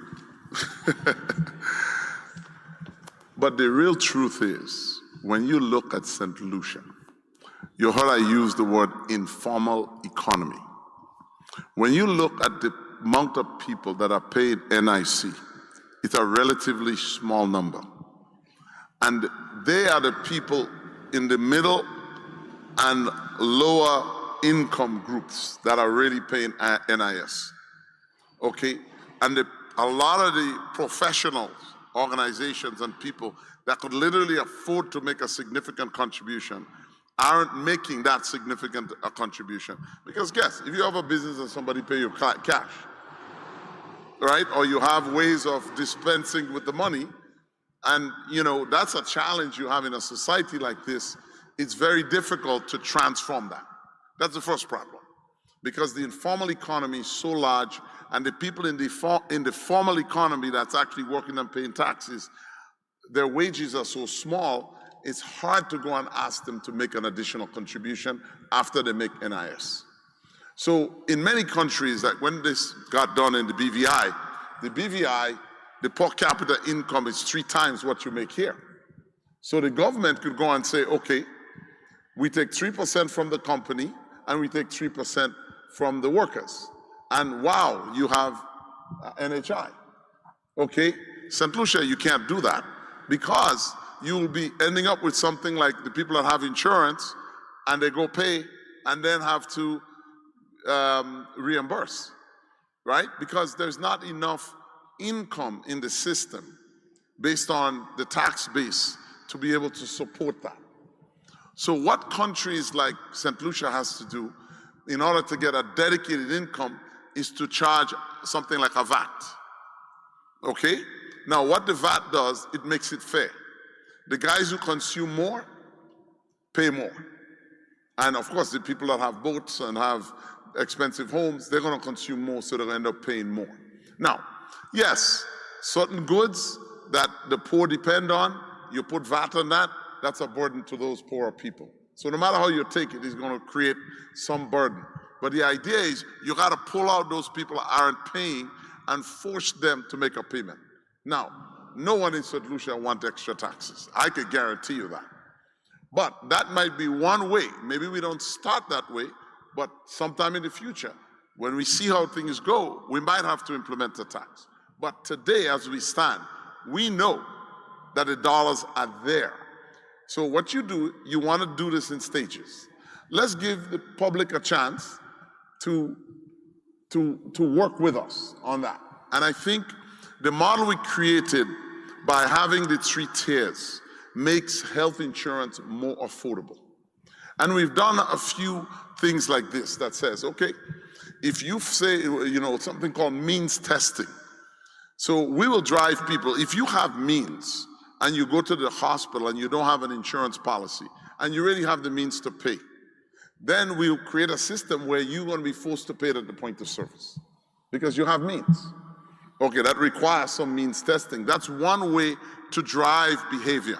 And what you hope is, by people knowing that could afford it, will buy insurance, okay? And then they're able to participate in the government. Now, if you have means, right, and you go and use the public system, and we find out that you could pay, obviously, you have to get your health care in the public system. If you go in the private system, we'll say you have to pay or make a big copay if you can afford to pay. So we have to put these rules in place that drives the people that have resources and afford to buy insurance. And what we do is, by doing this, we make insurance inexpensive enough that it's affordable for most people. And the fact is, we make it affordable for even the people with pre-existing condition and so forth. But what I would assure you, the system will be set up with a fair approach to this. And the point is that all of us are taught in all the Caribbean that healthcare is free. Okay? This is just something that is ingrained in our society. Healthcare truly isn't free. You pay for it one way or the other. You pay for it with your health. That's the biggest expense, by the way. You pay for it because the facilities that you end up with don't have all the equipment that you need because there's not enough money in the system to be able to afford you getting those services. You pay for it with the headaches that you get from knowing that you have a disease that's treatable and you can't get access to care. So these are all payments. There are different ways you pay. You pay for wait times in the emergency room, wait times. You pay for all those things that you don't think about, you're actually paying for it. So yes, we have to change the mindset that payment is not only in dollars and cents. Payment falls at the level of services that you get. So yes, we've modeled a system so it drives the incentive. One incentive it drives is for you to go see your doctor and get health care. Because guess what? If you go see your doctor early and you treat your high blood pressure, you're not going to end up on dialysis. Okay, what costs money is when you don't get preventative care done through a primary care system. And St. Lucia has a very decent primary health care system.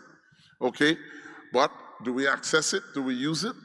So what we're saying is, it's not just about the money, it's all about transforming One, and you made the point well taken, education. We got to start from the schools. We have to go all levels of society and educate people about the importance of taking care of their bodies. We have to change our priorities, right? Okay, well, this is your next message, Pastor. Okay, I hope that answered your question. Yeah. Yeah, I wanted to endorse fully what our sister said about education and rules, regulation. Going back to the question our brother raised, I think that we have a unique opportunity, because we are beginning, as it were, the process, to guarantee that we have buy-in the society, where the society does not have the mistrust. Yes, yes, yes. That, like what's happening in the United States at the moment, can happen here. Of course. If people have that mistrust, that you don't have guardrails, you don't have systems, you don't have structures that can restrain politicians, we're in trouble. Absolutely. People will be skeptical. So it's important at this point that as we are building it up, that we make sure we put in place those structures and people have confidence in those structures. They say, no matter what happens, that we have those structures. And then they will be the guardian of the structures. Yeah. When the people are the guardian of the structures, that's the guarantee we have. But left to the politicians alone, yeah. Yeah. Well, St. Lucia has lived through, and the Caribbean have lived through eons, and we're still here. Okay, so the fact that we're here means that we have the capacity and ability to make transformative change that's sustainable. And yes, stakeholder participation is necessary. Clearly, even in families, people have difference of opinion. But yet, people agree to stay together, put rules of engagement in place that allows us to exist as a society. And this is what this is about, is building a nation. All right? Society put these rules together in a way that makes sense, that encourages people to participate. It will work. But we need your support. All right, Dr. Ned, we appreciate the interaction that is being displayed here, and we also appreciate the interaction from the persons viewing online. So we're just going to take a few questions from the online audience. And we have the first question asking, is biometrics, can biometrics be used as an option for registration? That is one question. Should I just ask? Let me answer that one first. Okay.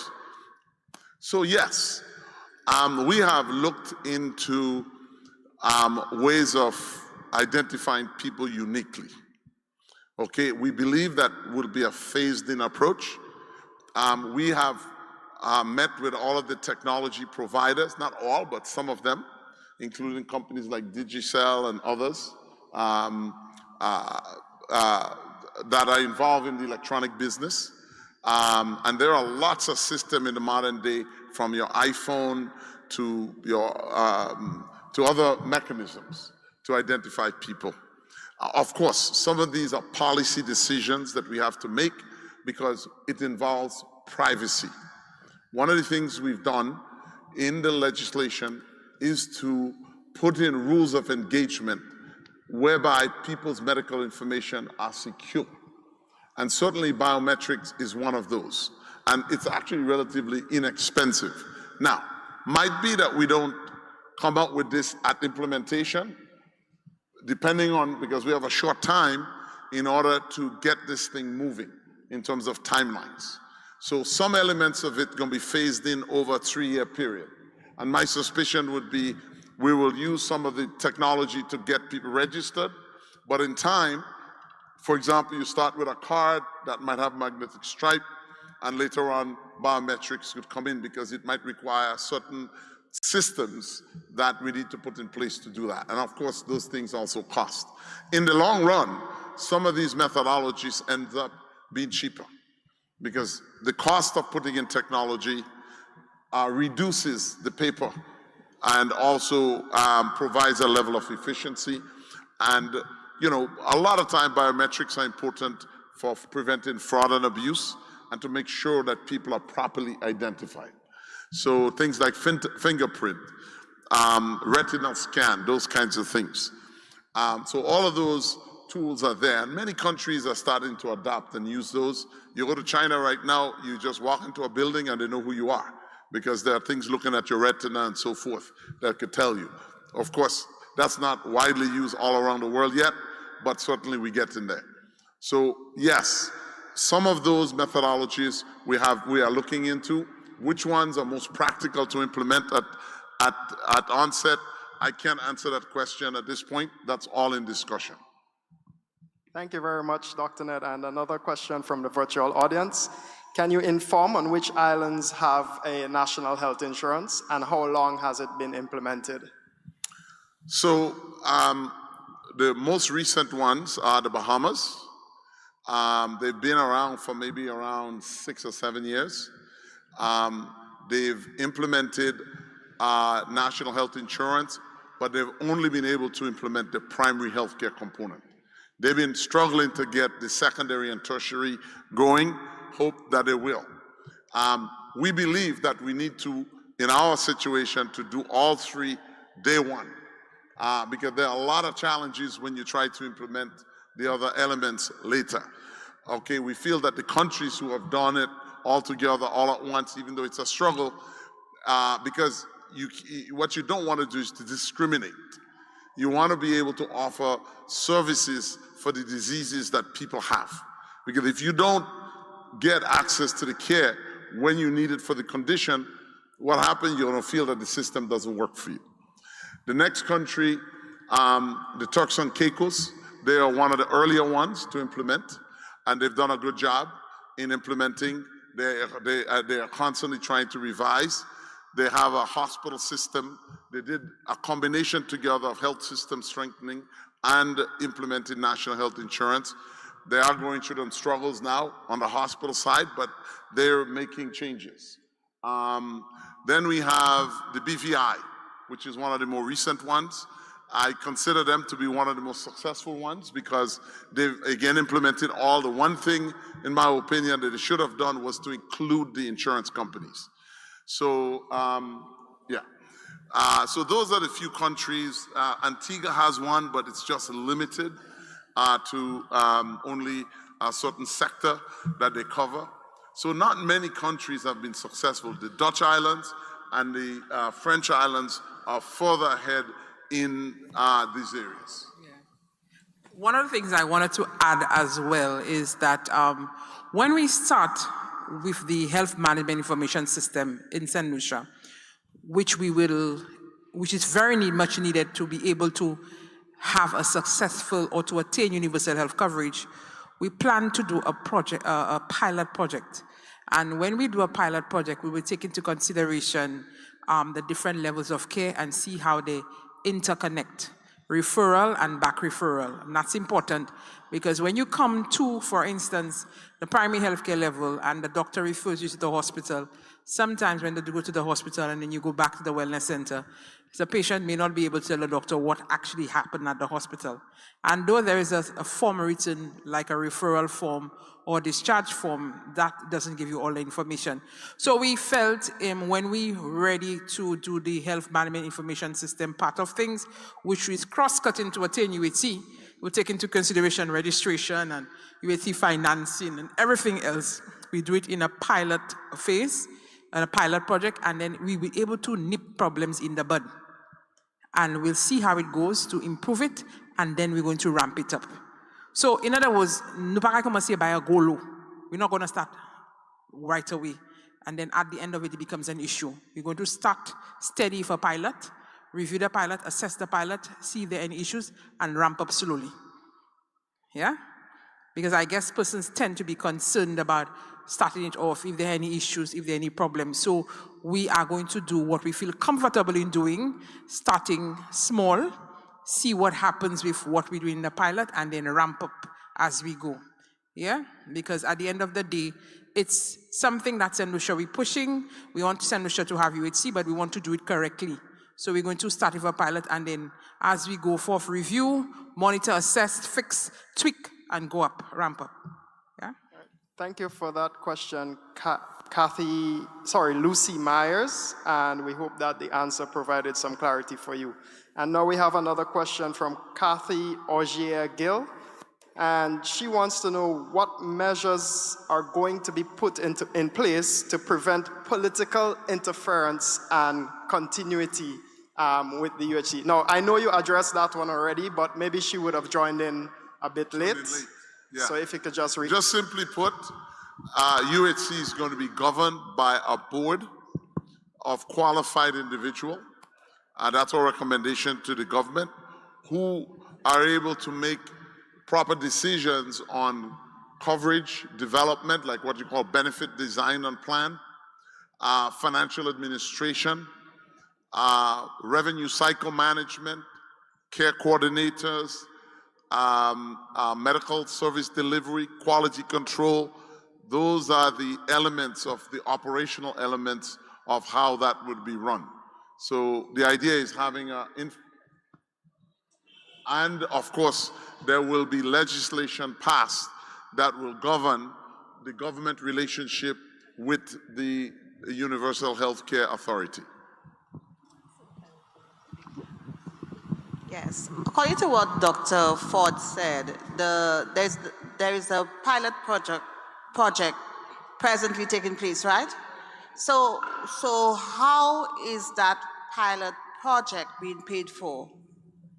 Number one, and then there is another question I would like to ask. In relation to insurance, you know there is a cutoff point whereby you get insurance at a certain age. Now, you said the UHC is from womb to tomb. So how does that work in relation to UHC and the cutoff point for insurance? You're first. Okay, so you may have been referring to the pilot project I spoke about earlier on when I presented, where you have, from August of last year, we started what you call the PBF, Performance-Based Financing Pilot Project, where basically persons accessing some of the wellness centers, selected wellness centers, chiefly in the rural areas, they get free care for hypertension and diabetes, which would include as well getting drugs and getting labs at no cost to them at the wellness center, yeah? This is a pilot project which is funded to a large extent by the World Bank. It's a pilot project.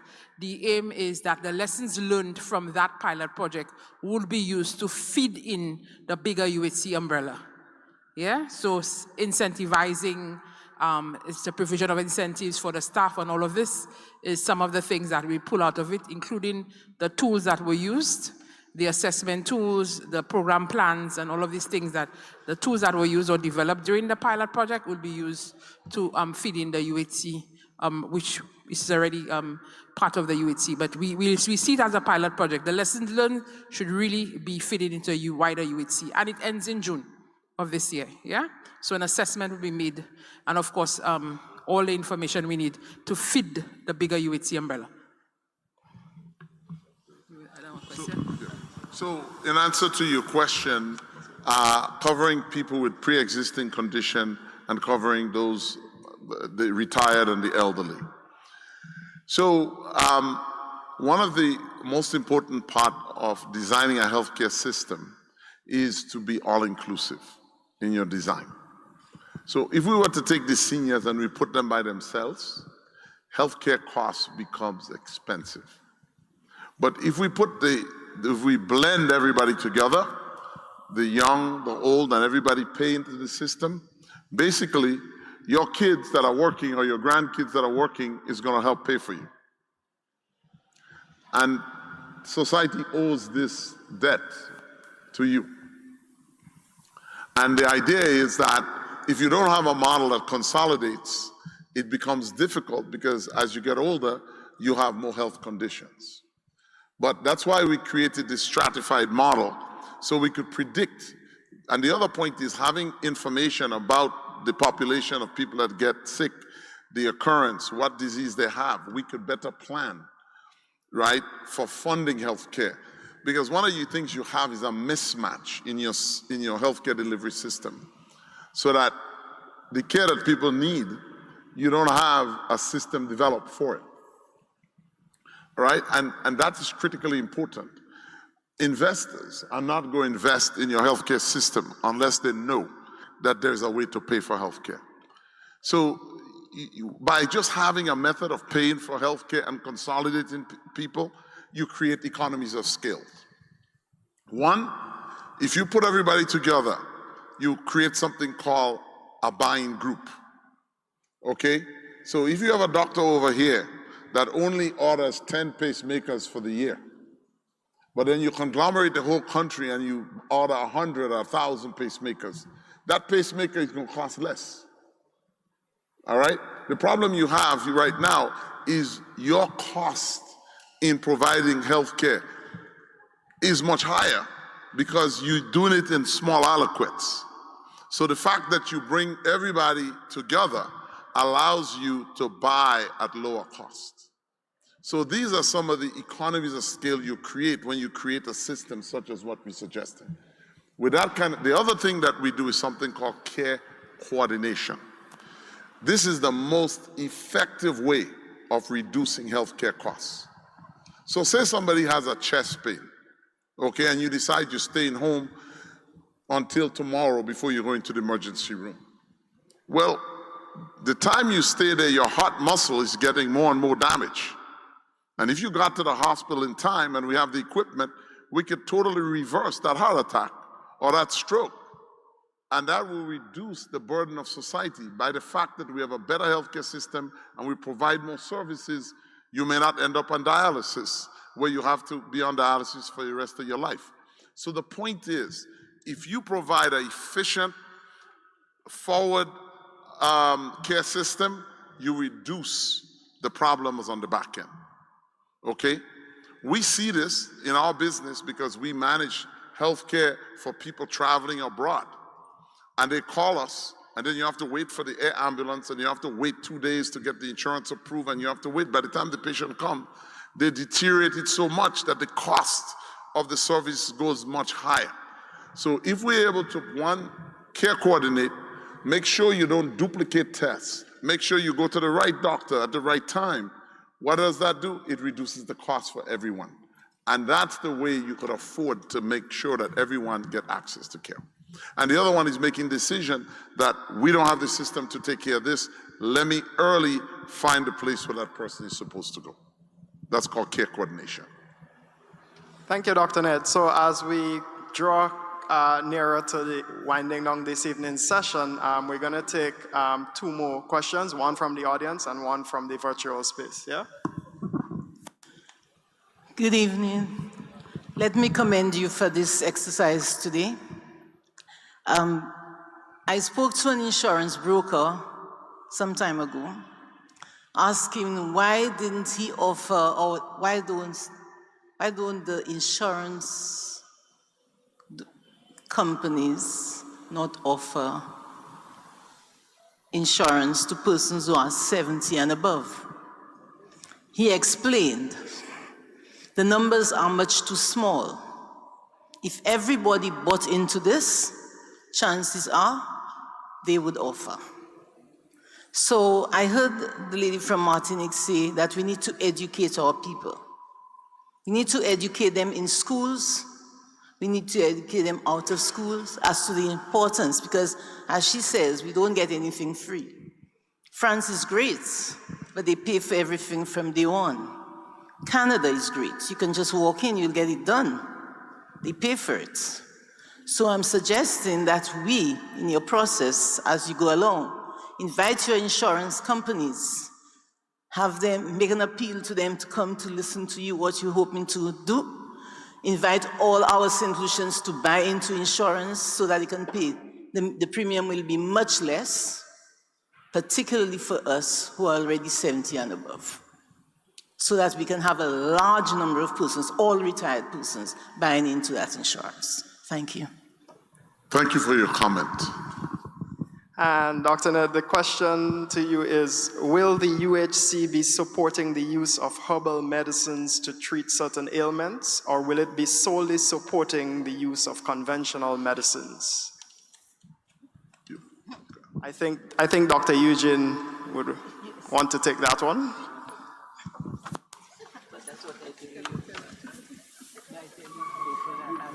Okay. This has been one of the questions or one of the challenges I've had. How do you bring at the table doctors like ourselves who actually practice with conventional medicine and those persons who or practitioners when it comes to herbal meds, like people say, right?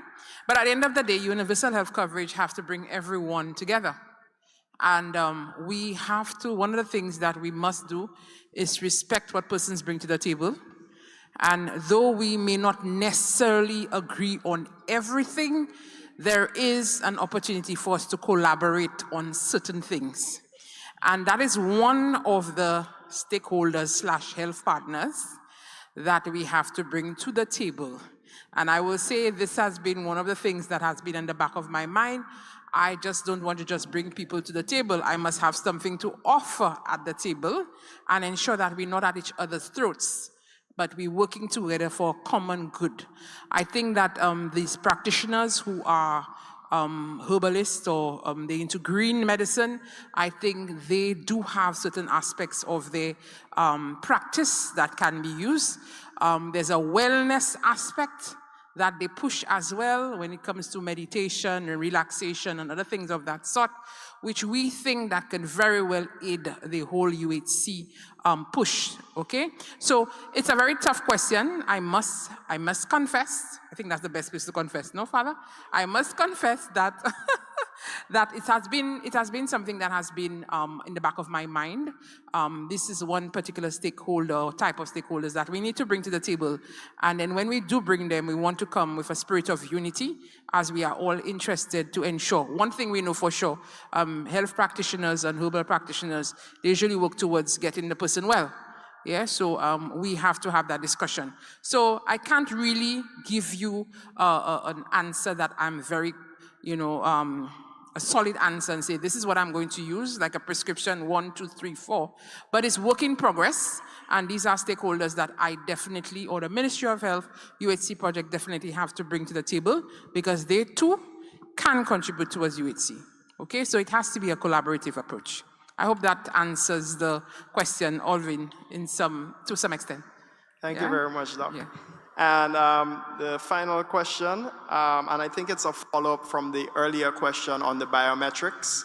So they're saying, with the suggestion I made for using biometrics as an option for UHC, I am still concerned about where that data will be housed and who has access to the data collected. What about data backup and recovery? Yeah, so one of the recommendations that we have made to the country, the health system, the health authority, the Ministry of Health, is that there are international standards that have already been established.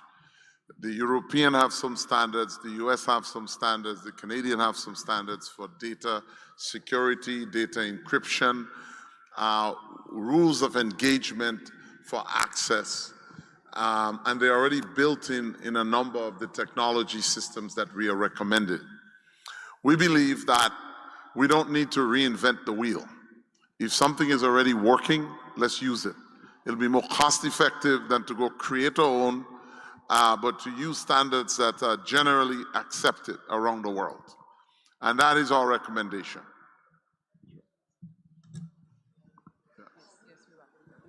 So we'd like to thank everyone in the virtual audience for your questions and for steering the course with us and being attentive to the session.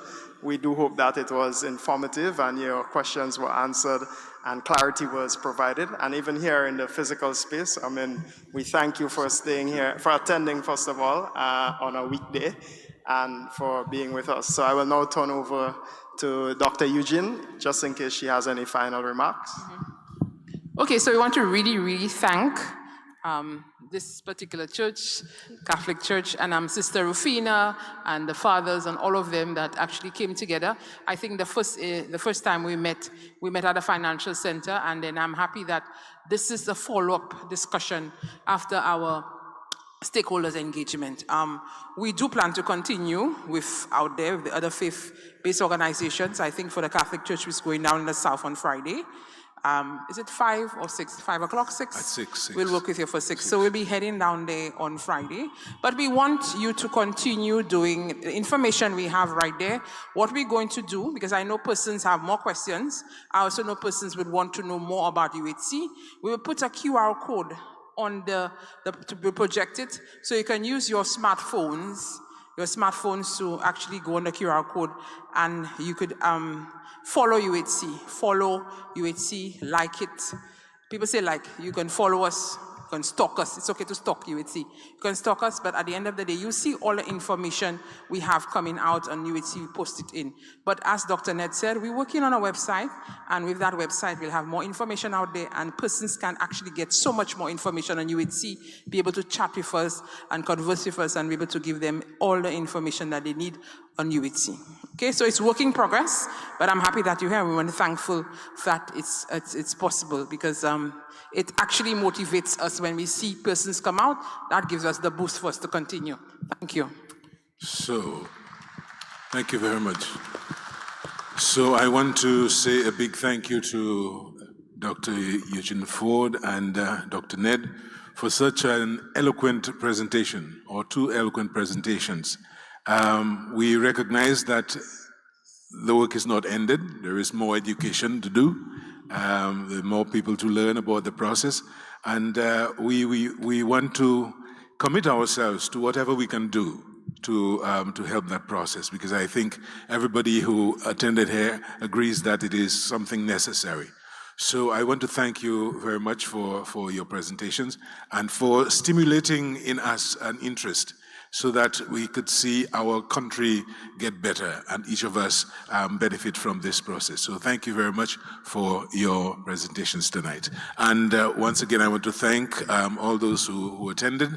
And as you go forth, as you exit through that door to my right there is some snacks to enjoy. So please don't forget to get your bellies a little contented after such a very impressive sharing. So thank you very much for everyone, and see those who are following by the social media, those from the south, see you on Friday at 6 p.m.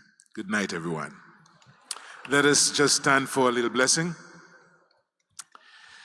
We thank God for His goodness. We thank Him for His presence with us. Lord our God, we just ask that as we go forth, you will continue to sustain us in faith and in devotion, and as we continue to live a life worthy of your calling. And may the blessing of the Almighty God, the Father, the Son, and the Holy Spirit come down upon you and remain with you forever.